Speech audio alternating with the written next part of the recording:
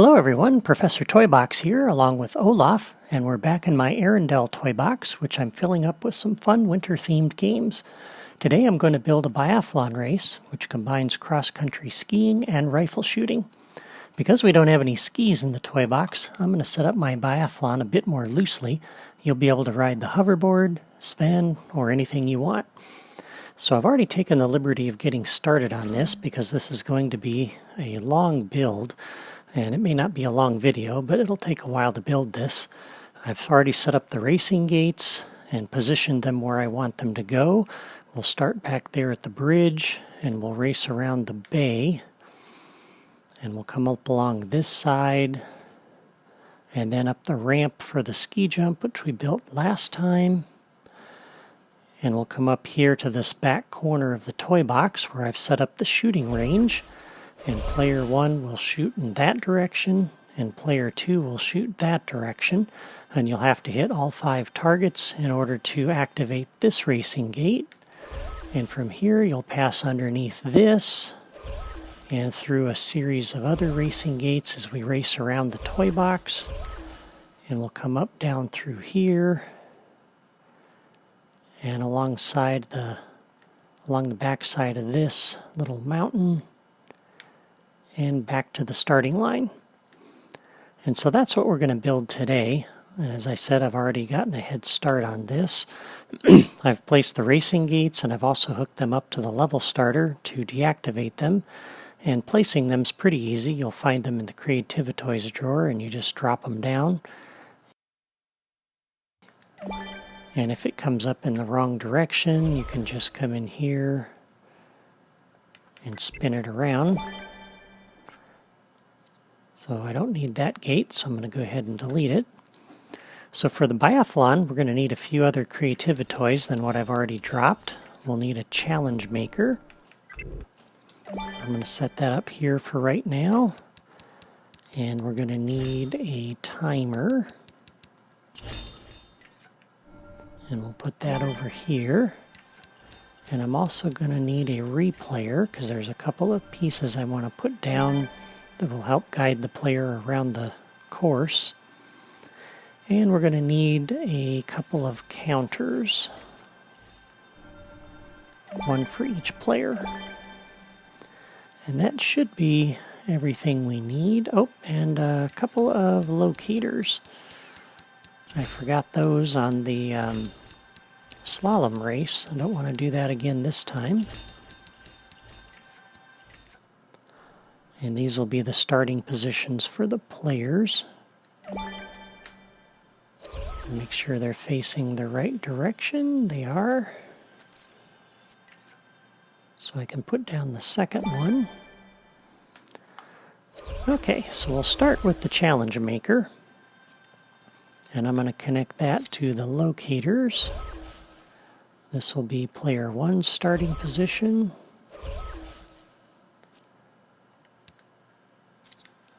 And this will be player 2.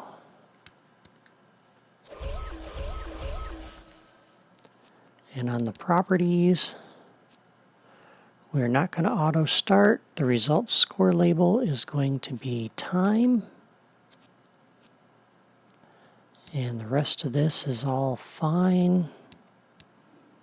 Again, we can't change that. The challenge type, I'm going to leave this as all vehicles and mounts. So again, you can ride the hoverboard, the hoverboard or Sven or anything you want. And I think that's good. And for the results at the end, we'll connect over to the timer and we'll link that. And while we're working with the timer, this will be the same sort of thing we did before. So when the game is started, we'll come over here and start the timer. When the game is ended, we'll pause the timer. And at the very end, when the results are closed and we're all done with the race, we can go ahead and reset the timer. And we'll set the timer properties while we're here. So the target time, we'll set this to be the max, which is 999. Visible display is good, and we're not going to count down, we're going to count up, so we'll turn that off. And there we go. That's the timer. And for the replayer, on invites accepted, I want to come over here and do a playback on this. And likewise at the end, when the results are closed, we'll come over and clear this.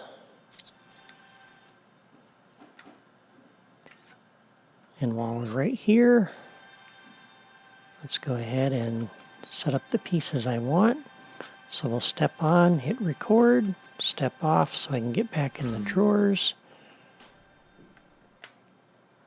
And the main piece that I'm going to need for this, most of the course is going to be pretty easy to follow.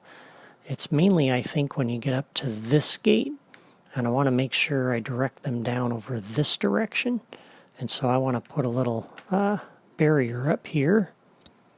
So we'll come into the race pieces drawer, and I'm going to set down a little barrier just to kind of direct them that way.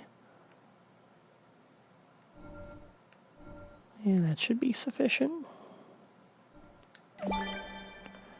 And I think that's really the only piece I need, because it's going to be pretty clear as you're coming down this hill. You'll see that racing gate, so I don't think they're going to be confused about going anywhere else. And most of these gates should be self-explanatory. If we wanted to, we could put in some kind of a gate here, but I don't think we really need to. I think they're going to know where they got to go here. As we come in here, that should be pretty obvious. But we can put this down if we want. Not a problem.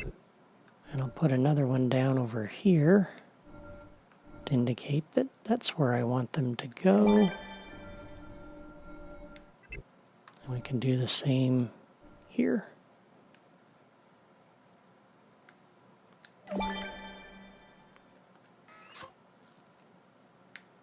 And not sure why it stuck me up here. Usually, when you're done recording and you get out of the drawer, it puts you back down where you started recording from, which was over here. Must have been because I went into spark mode after I stepped off the replayer. Okay, so we'll stop recording and we'll press clear. And we've already hooked the replayer up, so that's good.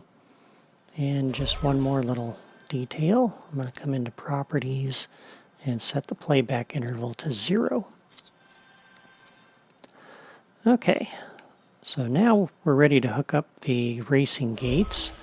And so the challenge maker on invites accepted, I want to come over and activate this first gate for all players so that it'll look like it does now.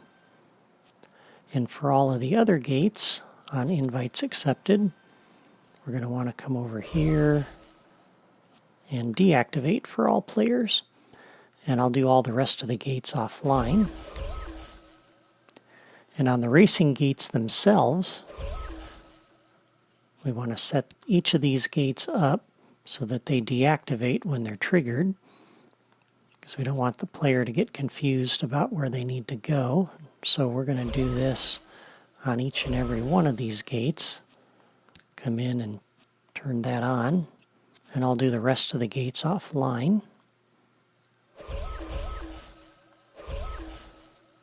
And now on new logic connection, when it's crossed by player, and you can do this separately for each player, but there's really no need. You can do this crossed by player, and you'll come over to the next gate, and you're going to activate, and just for the triggering player. So when the player, like player 1 for example, passes through this gate back here, that gate will light up, but only for player 1. Player 2, when they pass through this, then that gate will turn on, and because we turned that one property on, this gate will turn off. And so we'll do that for each of these gates. This one in turn will do the exact same thing. Just to repeat, it crossed by player is going to come to the next gate, and this will activate for the triggering player. And all of the gates will do this with one exception, and that will be this gate right here. So for this one, as we're approaching the shooting range, I do not want this gate to automatically activate the next gate over here. I want them to go through the shooting range first. And so what this gate is going to do, well, let's show the shooting range first. So for the shooting range, we have 5 targets, and I want all 5 targets to hit before that gate is activated. In order to do that, we need a series of dual action triggers, 4 of them to be precise, and I've already put down the 4 over here, and I've already put down 4 over here. And so the way the shooting range will work is when this target is hit, we're going to come into the first dual action trigger here. That'll be input 1. And when this target is hit, we'll come into that same dual action trigger, and that will be input 2. For this one, when that one's hit, we'll come into this dual action trigger. That'll be input 1. When this target is hit, we'll come into that action trigger, or that dual action trigger, and that'll be input 2. And for the 5th one, when that one is hit, we're going to come into the last one down here, and that'll be input 2. So the first 2 targets come into this one. So when this one is complete and both targets have been hit, we'll come over here, and that'll be input 1 to that dual action trigger. And when targets 3 and 4 have both been hit, that will complete this dual action trigger, and it'll come into this dual action trigger, and that'll be input 2. So this one will complete when all 4 of those have been hit. That'll be input 1 into this final dual action trigger, and the 5th target will be the input 2 into that. And so when this dual action trigger is complete, all 5 targets will have been hit. And we can come over to this gate, and we can activate this for player 1.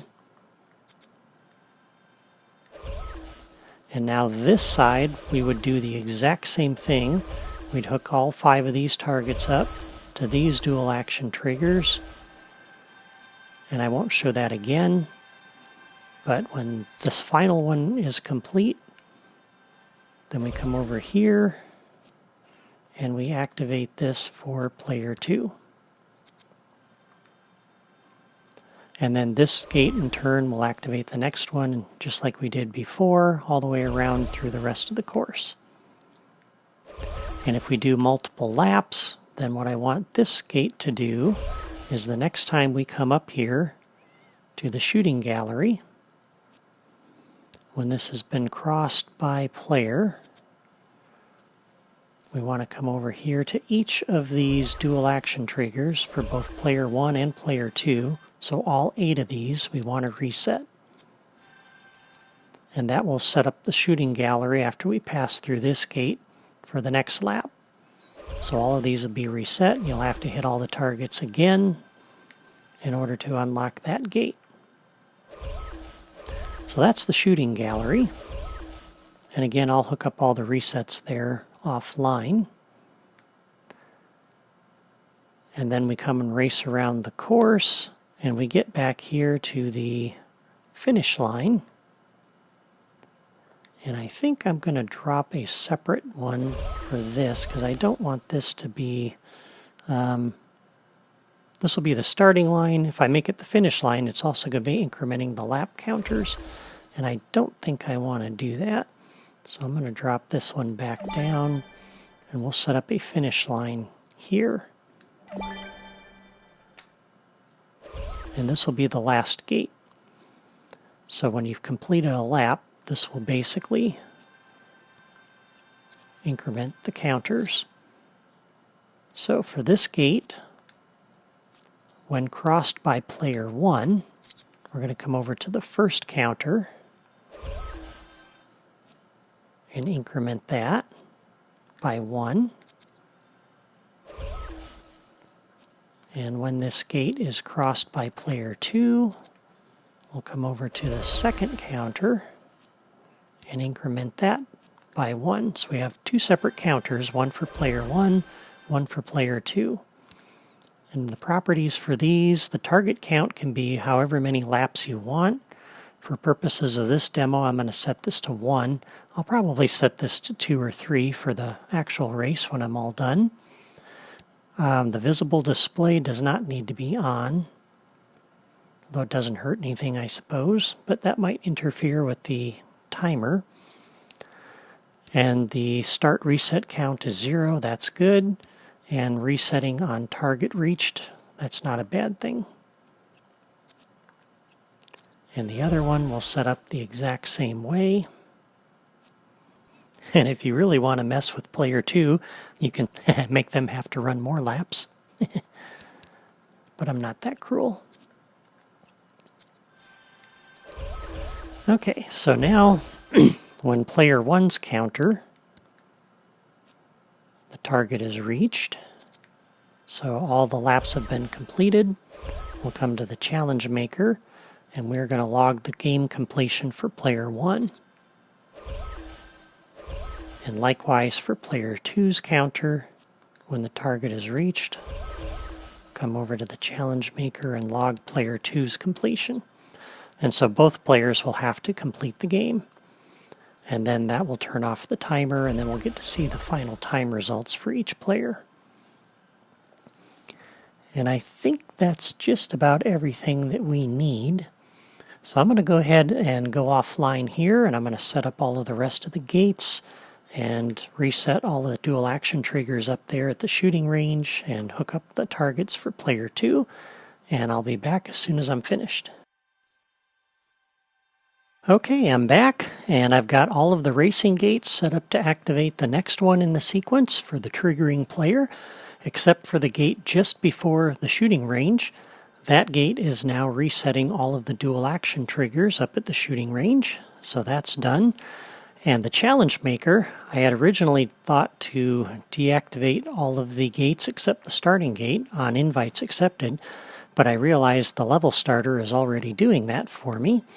And so rather than that, on game ended, I'm resetting all of the gates and deactivating them for all players. So on game ended, deactivate every racing gate for all players, and on invites accepted, just activating the first gate. And up at the shooting gallery, there's a couple of other little things that I did that I want to show you. So I moved the sound generator over here from the slalom race, and I've hooked up all of the targets to that except for this last one, so I can show you what I did. So when the target is hit, we can come over to the sound generator.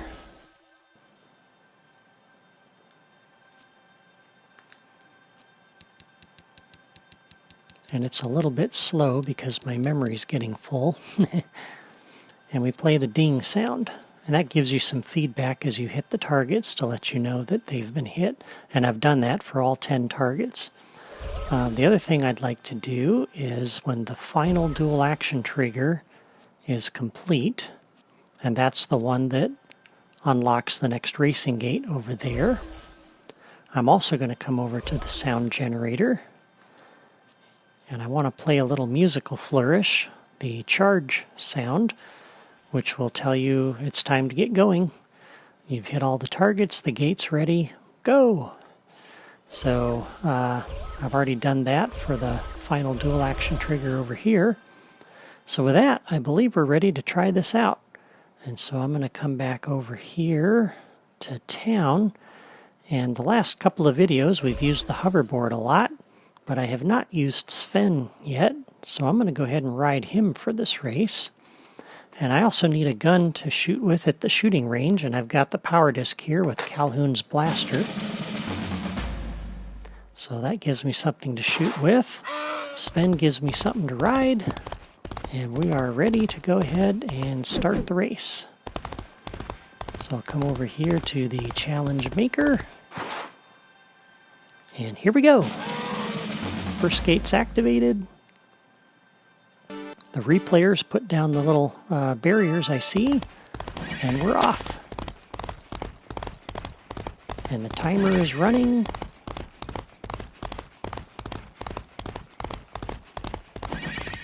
And away we go. And because the memory is getting full, I don't think I'm going to be able to finish this side of the bay, and that's kind of disappointing. There should be some more docks and houses along here. And I was planning to put a short little area behind it with some trees and things that I could run through instead of running along the bay here like this. But it's the best I can do on the Wii U, so I guess that'll have to do. I have just enough memory in here for one more thing that I want to do in this toy box. So here we come up to the shooting range, and we hop off Sven, and we need to do some shooting. Okay, there's one. Whoops. I'm not going to be very quick at this. The gate here, the rope barrier, is going to make this a little bit difficult for short characters like Sven. There we go.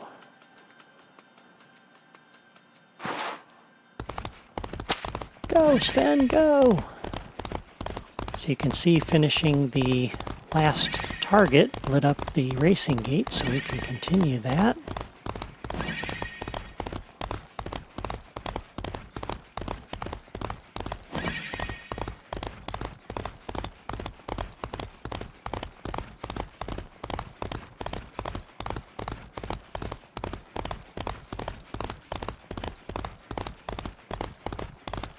And coming on to the final stretch. Looks like it's going to take just a little over 2 minutes to run the lap. Here we go. Finish line.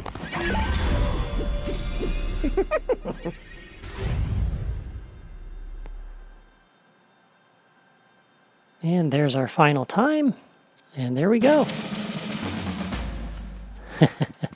Well, that was a lot of fun. I enjoyed that a lot.